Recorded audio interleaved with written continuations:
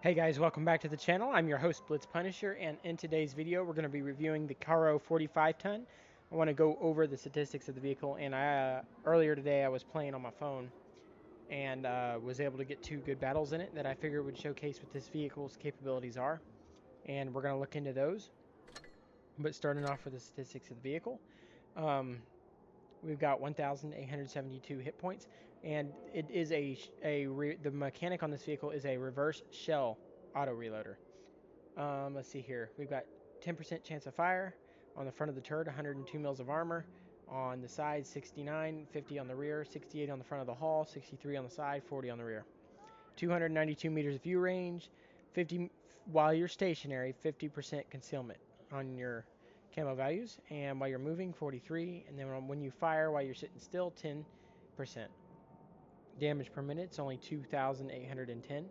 You've got a 3.53 second time between each of your shots.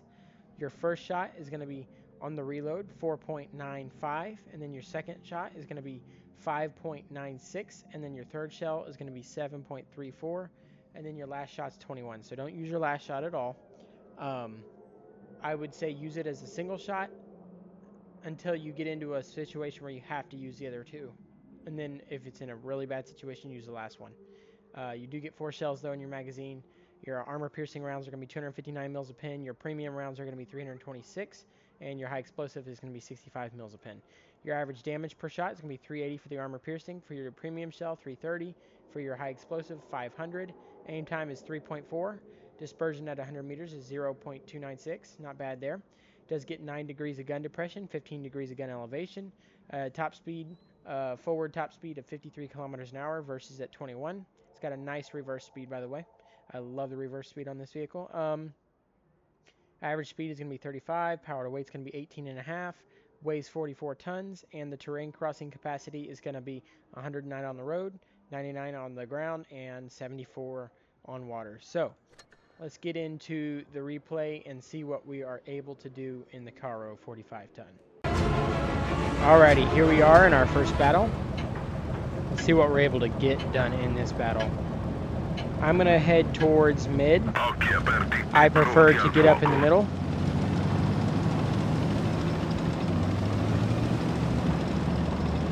Looks like some of our team's headed that way as well.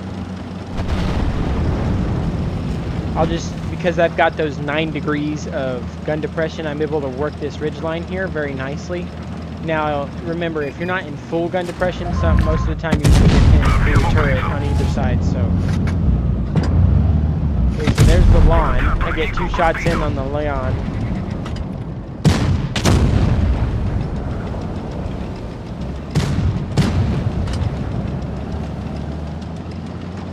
Just go ahead and reload so that way I'm fully loaded. See what I can do to this 183. I've got a shot on him yet. Just wait. And he makes the misplay of backing all the way up. I do get a nice high roll there. This is where using your magazine comes in very nicely, because I'm in a position where I can just pull back and reload. And that way I don't... But if you're in a position where you don't have the opportunity to... If it's, let's say it's a 1 versus 1, I recommend using 1 shell until it starts getting close, and then just mag dumping him. So that way you can catch up and pass what they're trying to do to you. So that's how I would play him. Get another shot in on that T-55. Got a shot in on the SP2.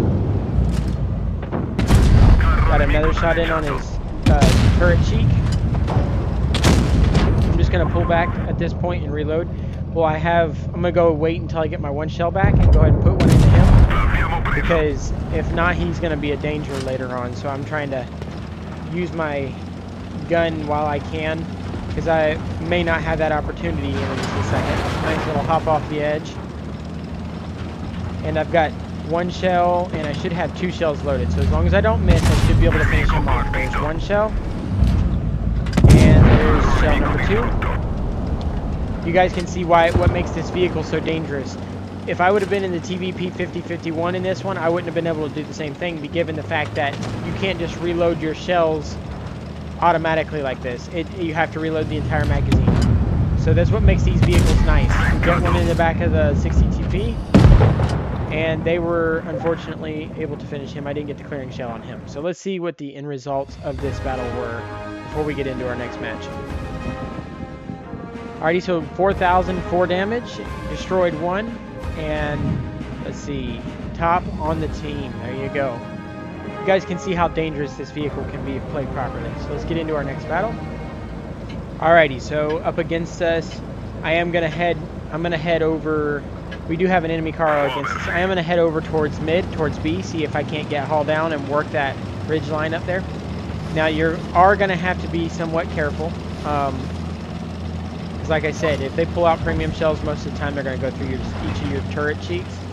So just be careful with it. If you're fully hauled down, I think they'll have a harder time. But let's just see what we're able to do here. I do have the Progetto 65 with me, which is nice. So off the get-go, I'm not seeing anything but the Leopard 1 on the right side, and he is pushing towards base C.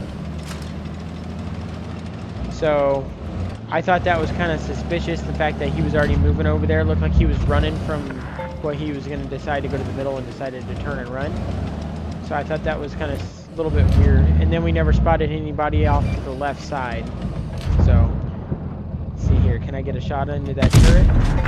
Nice high roll into his T110E5's turret.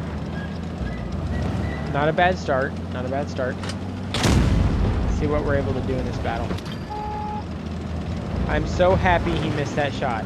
That was nice. I was taking a risk by doing that. So let's just see. Now the Leopard 1 looks like he's trying to come around the backside, and I'm all the way loaded. So let me see what I can do to this Leopard 1. No. There's a 183. I'm pulling back out of that. I'm not handling. Nope. Not taking that chance. 183 is way too dangerous to be messing with like that. That guy will ruin your game in one shot.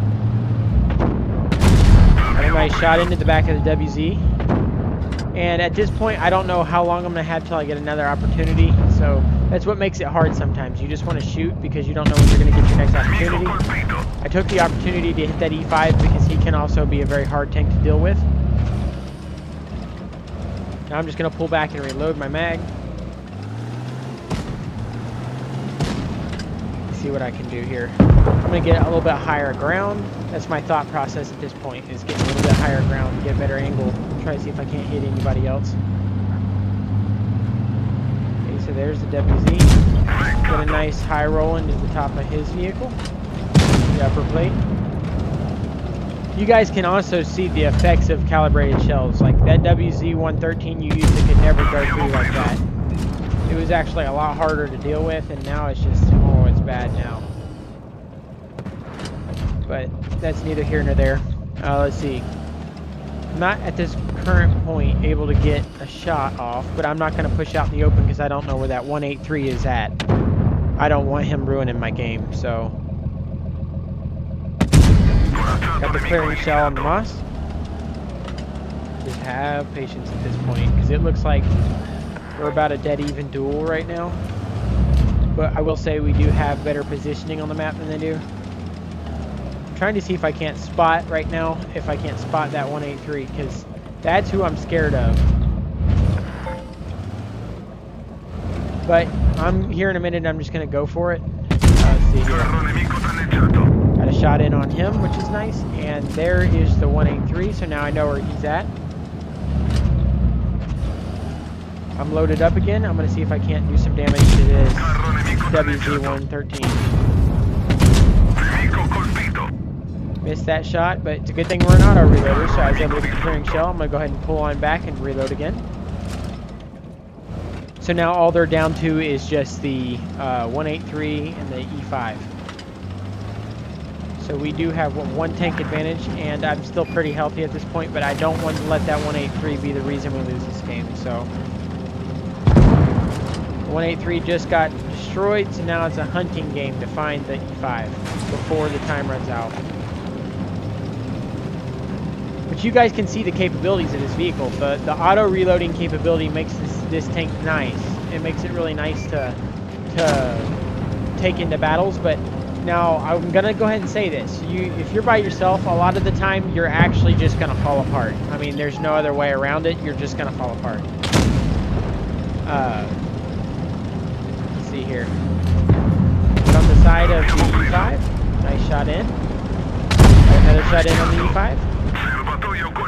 And I was able to get the clearing shell barely, so that was exciting. All right, let's see what the end results are. Alrighty, I was able to deal 4,817 damage. And let's see where I ended up. Top on the team. There you go. Alrighty, that was the Carro 45 ton. Y'all guys were able to see the capabilities of this vehicle and how dangerous this vehicle can be.